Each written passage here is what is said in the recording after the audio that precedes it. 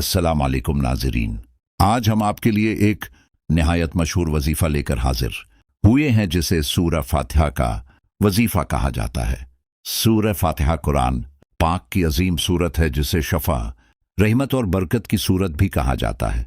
अगर आप किसी जायज़ हाजत, परेशानी, कारोबारी रकावट, रिज़्क़ की तंगी या किसी मुश्किल में मुब्तला हैं तो अल्लाह हाक से कामिल यकीन के साथ मदद मांगें। इस वजीफे के लिए बावजू होकर किसी पुरस्कून जगह बैठ जाएं।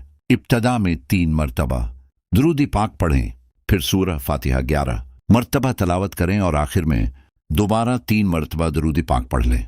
उसके बाद निहायत आजिज़ी और खुलूसी दिल से अल्लाह पाक के हुजूर अपनी जायज़ हाजत पेश करें और दुआ मांगें।